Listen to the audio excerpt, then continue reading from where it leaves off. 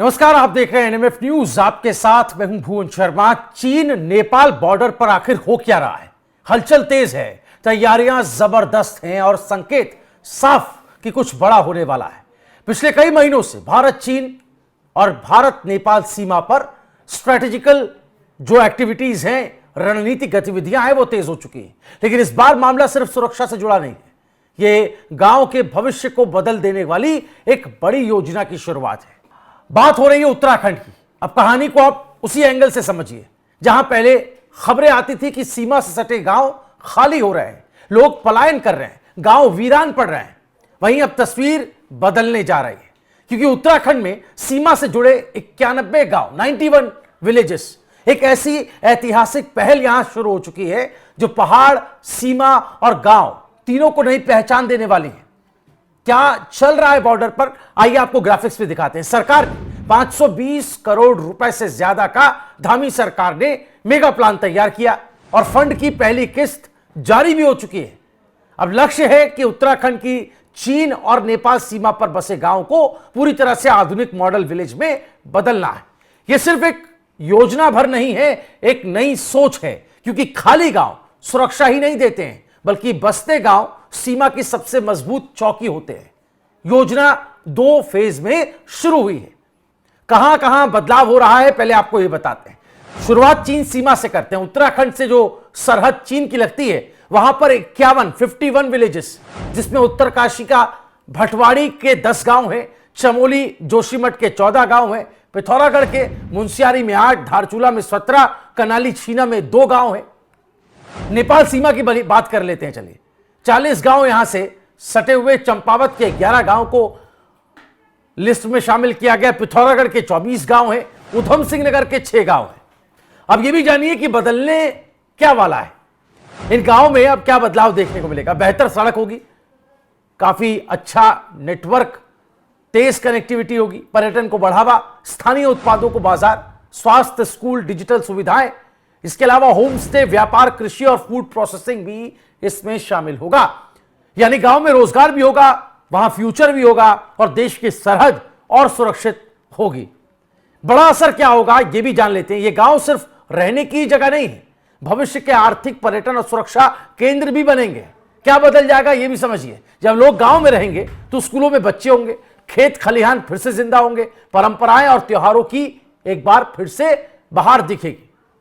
यहां सिर्फ बुजुर्ग यानी दादी दादा जो रहते थे अकेले नहीं रहेंगे, गांव सुरक्षा की पहली कतार बनेंगे।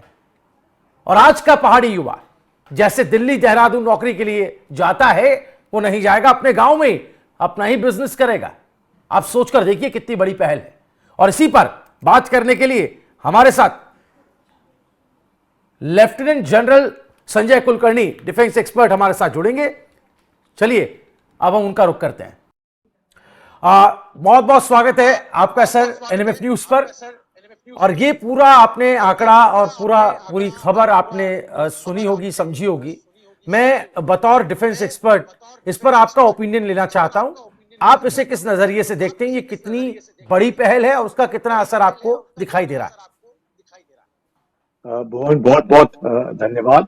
मैं कहूँगा बहुत बड़ी पहल है, जिसे हम पहले लास्ट विलेज कहते थे, अब हम उन्हें फर्स्ट विलेज कहते हैं। जिन्हें हम घोस्ट विलेज कहते थे, अब हम उनको होस्ट विलेज कहते हैं। तो बहुत फर्क पड़ा है। और फर्क इसलिए पड़ा है कि 2023 फरवरी 2023 से, जहां तक मुझे याद है, सरकार ने बहुत बड़ी पहल की कि अब हमने वाइब्रेंट विलेज प्रोग्राम, और वाइब्रेंट विलेज प्रोग्राम में तकरीबन 622 ऐसे विलेजेस हमने आइडेंटिफाई किए और तकरीबन 4000 के आसपास करोड़ हमने अलॉट किया इन्हें, जिससे कि फेज 1 में ये 2025-26 तक इनको इस्तेमाल किया जाए। और फेज 2 में फिर से अपने विलेज वाइब्रेंट प्रोग्राम में तकरीबन 6000 से ज्यादा करोड़ अलॉट किए, जो 2028-29 तक इनको इस्तेमाल किया जाएगा। अब फर्क जैसे आप समझा रहे थे, वाकई बहुत फर्क पड़ता है, क्योंकि जिसको अगर हम, हमारी जो सोच है, लास्ट विलेज की जो सोच है और फर्स्ट विलेज की जो सोच है, उस सोच से मानसिकता का परिवर्तन होता है। क्योंकि वहां के लोग जो वहां बसते हैं, उनको लगता है वो उनकी प्राथमिकता अब पहली हो गई है, सरकार भी उनकी प्राथमिकता प्राथमिकता पे जोर दे रही है, चाहे उनका इंफ्रास्ट्रक्चर हो, जैसे आप समझा रहे थे, रोड्स हो, हेल्थ हो, एजुकेशन हो, मोबिलिटी हो, कम्युनिकेशन हो, वहाँ का रहन सहन हो, उनके आमदनी के साधन हो, बच्चों के रहने पीने के, खाने पीने का हो। और सबसे बड़ी बात, जो वहां पे सैनिक रहते हैं, उनको मालूम है वो अकेले नहीं है, उनके साथ पूरा गांव खड़ा है। अगर सिक्योरिटी अपने मैं कहूँगा बॉर्डर के ऊपर, अगर बॉर्डर सिक्योर है तो देश भी सुरक्षित रहेगा। तो आंख और कान का काम करते हैं वो, उसके साथ साथ वहां पे मदद करते हैं। अब इसके साथ चैलेंजेस भी बहुत है। वहां पे हम बॉर्डर तो कहते हैं, पर लेकिन बर्फ भी बहुत गिरती है, और बर्फ जब गिरती है बहुत, तकरीबन 5-6 महीने लोग कट ऑफ हो जाते हैं, जैसे बिजली की समस्या होती है, सोलर पैनल्स जो है वो काम नहीं करते हैं। तो इन सबको देखते हुए अगर हम देखेंगे तो जो वहाँ की महिलाएं हैं, उनके छोटे छोटे प्रोग्राम्स होते हैं, चाहे आप अचार बना रहे हैं, चाहे कोई चटनी बना रहे हैं, कोई जैम बना रहे हैं, वुलन गारमेंट बना रहे हैं, बाकी जो छोटी मोटी चीजें बना रहे हैं, प्लस आजकल तो ई कॉमर्स है, अमेजोन है, तो उनके जो हैंडीक्राफ्ट है उनका आप सेल की सुविधाएं दे रहे हैं। तो मुझे लगता है, और होम स्टे जिसकी आप बात कर रहे थे बोर्ड, ये होम स्टे बहुत जरूरी है, जिससे कि लोगों को लगता है कि वो वहां पे जाकर के रह सकते हैं। देखिए कि गांव जो है ये, जिसको अब वाइब्रेंट विलेज प्रोग्राम में हमने उन्हें अडॉप्ट किया है, और सरकार की जो प्राथमिकता है वो बहुत जरूरी है, और उसके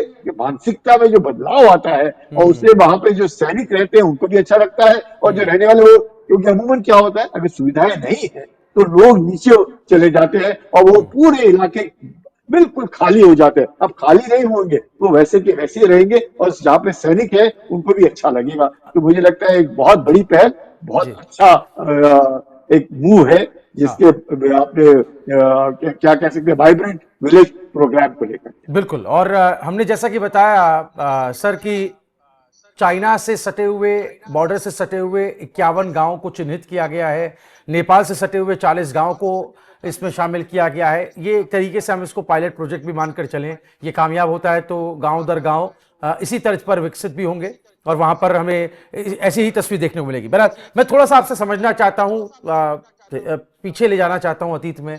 युद्ध के वक्त जब चीन से हमारा युद्ध हुआ, या बॉर्डर पर जब भी तनाव होता है, ऐसा तो नहीं है कि ये गांव आज ही घोस्ट विलेज हुए हैं। एक वक्त लगा है इनको खाली होने में, एक सभ्यता के वहां से जाने में।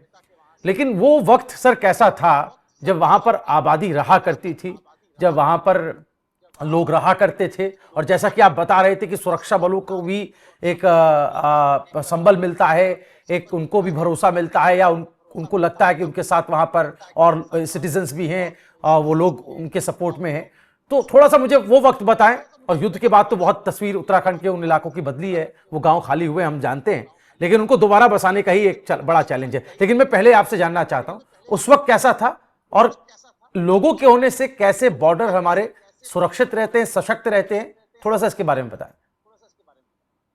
देखिए मोहन, चाइना और नेपाल के साथ उत्तराखंड के तकरीबन 625 किलोमीटर लंबा बॉर्डर है। जैसे आपने कहा कि 51 विलेज एक में हमने सिलेक्ट किया गया ऑपोजिट चाइना, और तकरीबन 40 विलेजेस ऑपोजिट नेपाल। और ये जैसे नीति हुआ, माना हुआ, मुंसियारी हुआ, दाचुला हुआ, गुंजी हुआ, लिपुलेख हुआ, ये जितने गांव हैं, अमूमन क्या होता है, अब जैसे जैसे शहरों में बहुत मैं कहूँगा उद्धार होता है, और आजकल का क्योंकि जिस प्रकार से आज सबको मालूम है क्या हो रहा है, मोबाइल सबके पास है, स्मार्टफोन आज सबके पास है, क्योंकि सबको मालूम, और सब कोई चाहता है अपना रहने का स्तर ऊंचा किया जाए। अब ऐसे रिमोट एरियाज में रहने का स्तर ऊंचा करना बहुत कठिन होता है। अब लड़ाई में, जब अगर लड़ाई होती है, या पहले भी जब भी कोई मोबिलाइजेशन होता है, यही लोग हैं जो मदद करते हैं, यही लोग हैं जो हमारा सामान पीछे से लेकर के आगे ले जाने की मदद करते हैं। चाहे हम उनके क्या गधे इस्तेमाल करें, पोर्टर हम उनको बना करके इस्तेमाल करें, लेकिन सवाल ये है जब रास्ते बन जाते हैं तो आप देखते हैं कि उनकी सुविधाएं बढ़ जाती है, उनको भी आना जाना आसान हो जाता है। तो कितना भी कहे, पहले वो आप अगर आपके पास कम्युनिकेशन के साधन नहीं है तो जी। कितना आप समझ सकते हैं कि लोग बिल्कुल टोटली कट ऑफ हो जाते हैं। खाना पीना नहीं है, कोई बीमार पड़ जाए तो उसको कोई हेलीकॉप्टर की सुविधा नहीं, कोई रास्ते की सुविधा नहीं। अब हेलीपैड बने हैं, अस्पताल छोटे बने हैं। हमारे जो आर्मी के हुए, आईटीबीपी के हुए, बाकी वहां के जो सिक्योरिटी फोर्सेस हैं, उनके जो छोटे छोटे अस्पताल होते हैं उनमें उनकी सुविधा का फायदा होता है। तो मुझे लगता है पहले जैसे हम लोग रहते थे वहां पे बिजली नहीं होती थी। अभी भी मुझे मालूम है जब हम दाचुला में रहते थे तो वो अल्लाह दिन का दिया बोलते थे, उस दिए में बैठ करके हम लोग खुद काम करते थे एज ऑफिसर। दोस्तों हमने वैसे ही वहां पे रहे।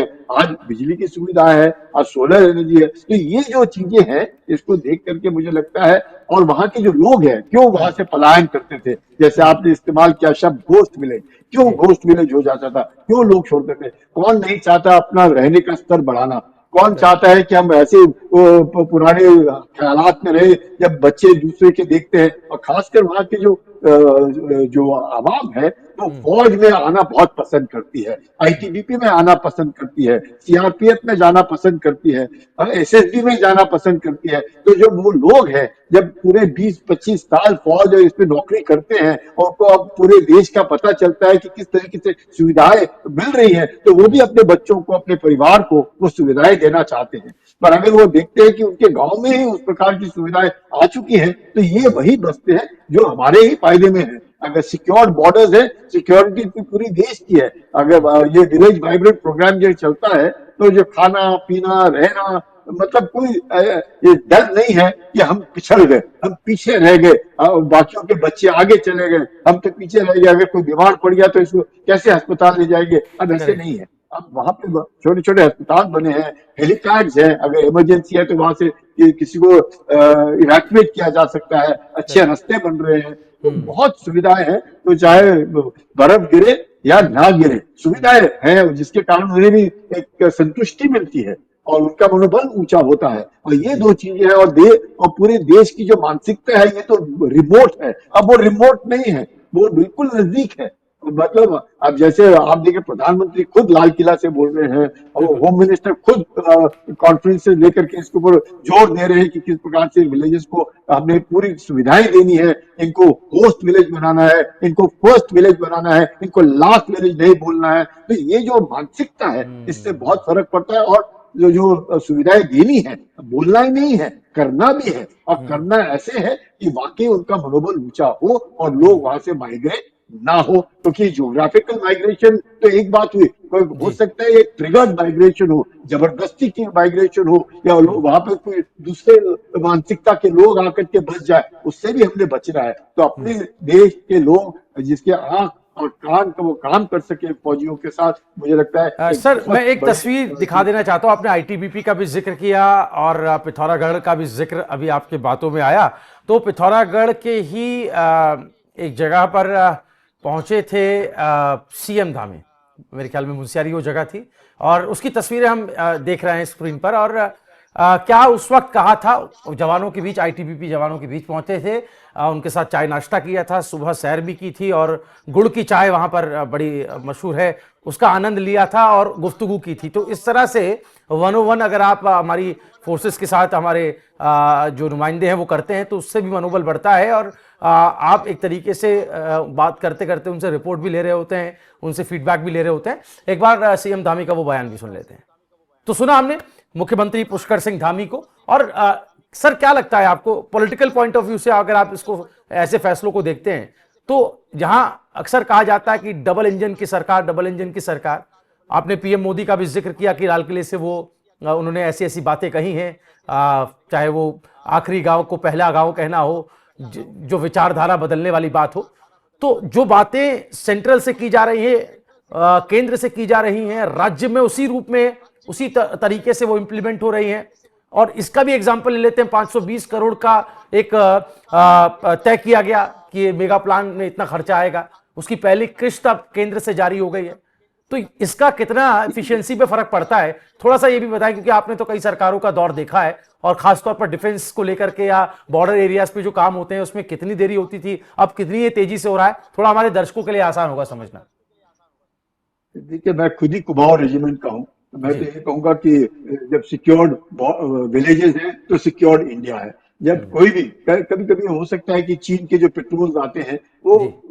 वहां पे कोई ऐसे फेंसिंग तो है नहीं, कोई भी हम्म। इधर उधर हो जाता है। तो जब तक हम लोग रिएक्ट करते थे थोड़ा वक्त लगता था, अब तो हम वहीं होंगे तो कोई दिक्कत ही नहीं आएगी। तो मुझे लगता है ये बहुत जरूरी है कि जब तक हम लोग इस प्राथमिकता को देखेंगे नहीं, जिस प्रकार से हम इनकी मदद नहीं करेंगे, वहां पे खुद रहेंगे। अगर रास्ते बने हुए हैं तो जैसे आपने देखा कि चीफ मिनिस्टर रानी साहब पहुंच गए।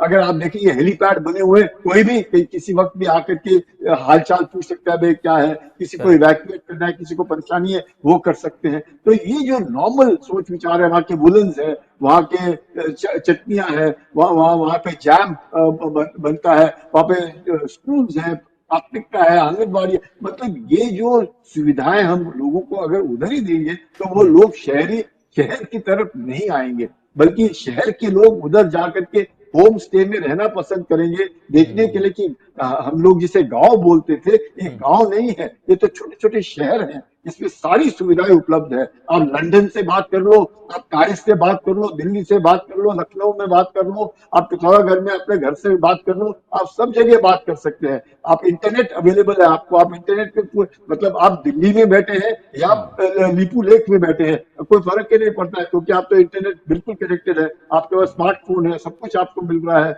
आपके आपके ई कॉमर्स के द्वारा जो आप बना रहे हैं उसकी भी खपत जो है वो पीछे जा रही है। तो मुझे लगता है ये बहुत बड़ा जो सरकार ने इसका, चाहे आप जैसे कह रहे डबल इंजन सरकार, चाहे वो अरुणाचल प्रदेश हो, चाहे सिक्किम हो, चाहे हिमाचल हो, चाहे उत्तराखंड हो, चाहे यूपी हो, कोई भी हो, सब जगह मुझे लगता है सरकारें कुछ भी हो, कोई भी हो या नहीं हो, मकसद एक, हमारा देश है, हमारा देश सिक्योर रहना चाहिए। हमारे विलेजेस जो है, जो फ्रंट लाइन विलेजेस है, वो मतलब प्रायोरिटी में रहने चाहिए, और वहां के लोगों ने वहां से पलायन नहीं करना चाहिए। उनकी हौसला अफजाई के लिए हमने उनके पास जाना चाहिए, जिसे हम जो उधर नौकरी करते हैं, हमें भी अच्छा लगता है कि हम अकेले नहीं खड़े हैं, पूरा गांव हमारे साथ खड़ा है।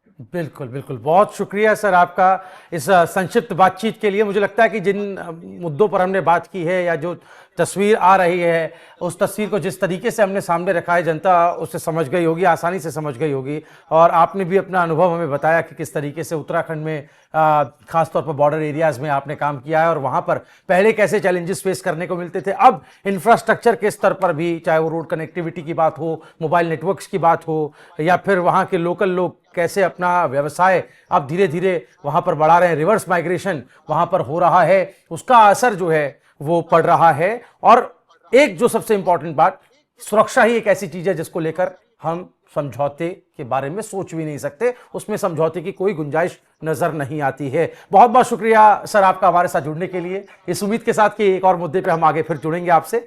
और आप तमाम दर्शकों का क्या कुछ कहना है जरूर कमेंट करके अपनी राय बताइएगा। वीडियो को ज्यादा से ज्यादा शेयर करें।